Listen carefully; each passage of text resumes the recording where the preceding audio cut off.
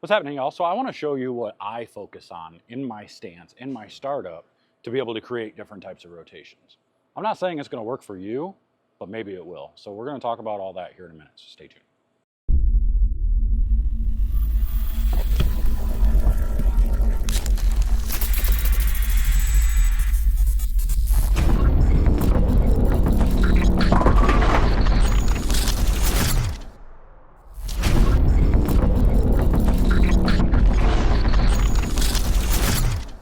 Hey y'all, real quick, before I talk to you about these releases and stuff, let's make sure to head over to 10pindoctors.com, go get your release trainers, get your release trainer base, get everything you need over there. Make sure to use discount code Christmas10, and it'll get you 10% off everything on site.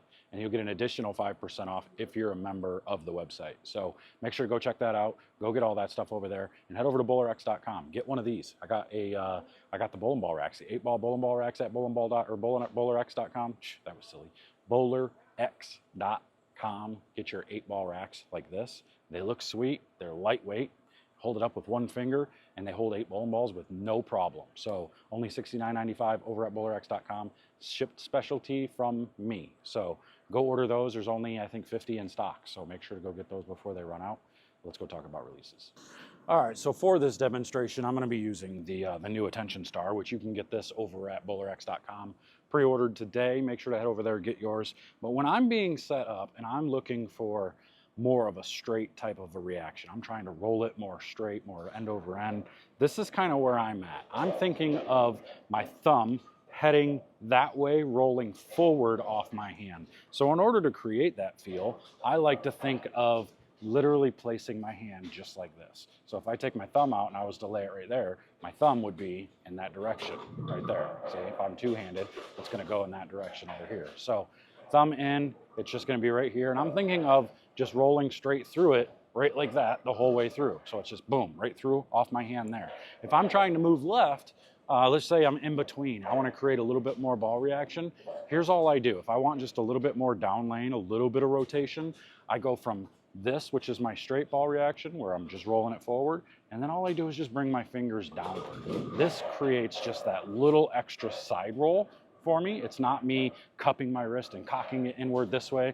It's just simply me rolling my fingers forward, like towards my belt buckle almost, or towards the toes of my feet, straight down. And then when I'm coming through that ball, it's here, and then my hand rolls through the side just a little bit. So it's just like, that's like almost as if I'm shaking hands a little bit, not quite, shaking hands this way, but the fingers roll downward this way to give me that side rotation just a pinch. So now if I really want to create rotation, I over exaggerate this. I kind of, not as much as like Brad Angelo when he's up like this, but I get myself set and I'm creating this. I'm getting my hand up in front this way, so that way when I'm coming through that ball and I get there, I'm feeling like I'm going and I'm just straight off the side this way. I'm feeling like I'm doing that.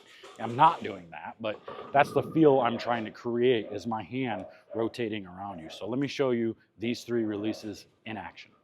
So here's the straighter release. If I'm trying to play that 10, 11, 12 range and I'm just trying to roll it forward, it's going to be like this.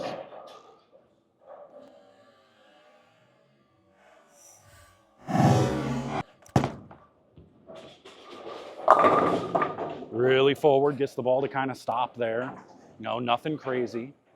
And then if I'm going to, let's say I'm going to move my feet like 10 left, obviously as I move left, I have to create a little bit more rotation. So I'm going to move my feet 10 left with my feet.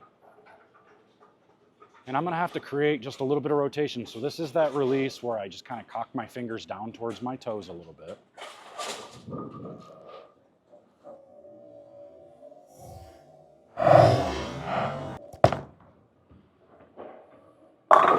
It's just like that, just a little bit more rotation.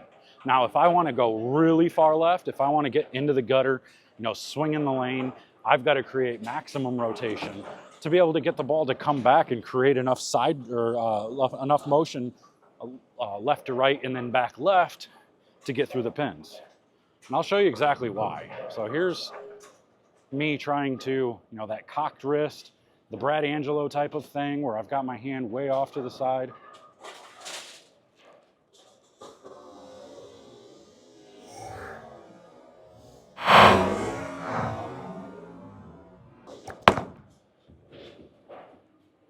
Just really rotating around it. Now, that's not a ton of rotation compared to some guys and what they can do, but here, let me show you now. If I were to try to play that part of the lane with just, let's just say that middle release, here's what happens. Where I'm not creating all that super rotation, I'm just kind of giving it a little bit of rotation with that, with my fingers cocked towards my toes. Here's what happens. I missed right. Still the right idea though. That's essentially true. Miss it right, but it had no chance to read. If that had all the rotation, it still has a chance to strike because all that rotation is going to bring it back to the pocket. Now, if I try and do that again, because that was not a very good example, it was an okay example, not enough. Let's try this again.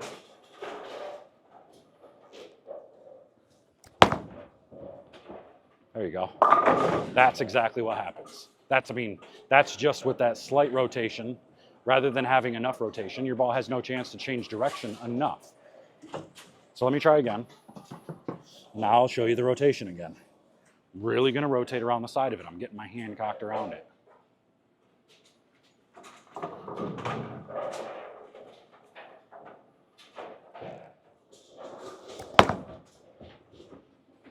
Okay, so it's got enough rotation to get through the pins. See, so it's kind of just like that thought where rotation, it's going to be whatever it is you do to it, right? So if I roll it, let me see if I can bring this down so you guys can see the ball a little bit better. If I've got it going forward and I roll it forward here just like that, the ball's going to roll in that direction that it's spinning.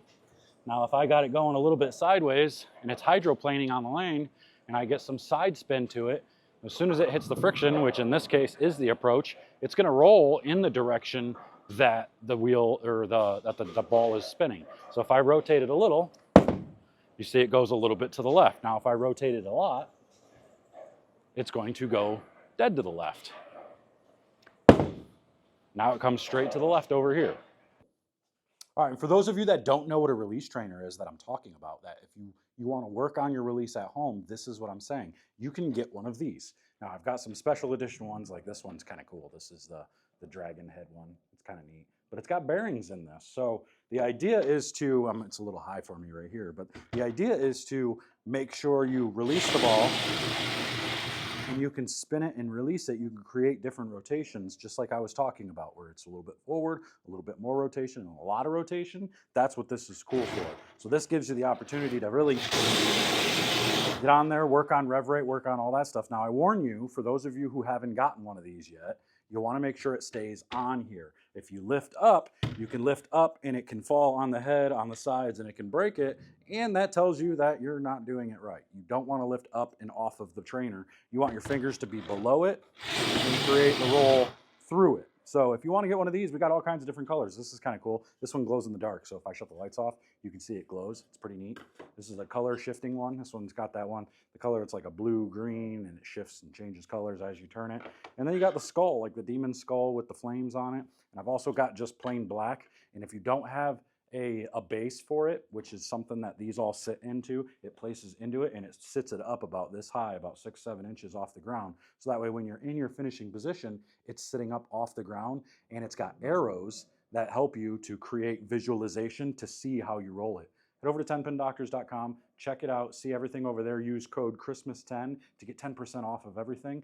I think the release trainer with the base is like 99 bucks. You get 10% off, you get 10 bucks off. So head over there real quick, go order yours before Christmas, before December 1st, to make sure you get it before Christmas. But that's all I got, so here you go.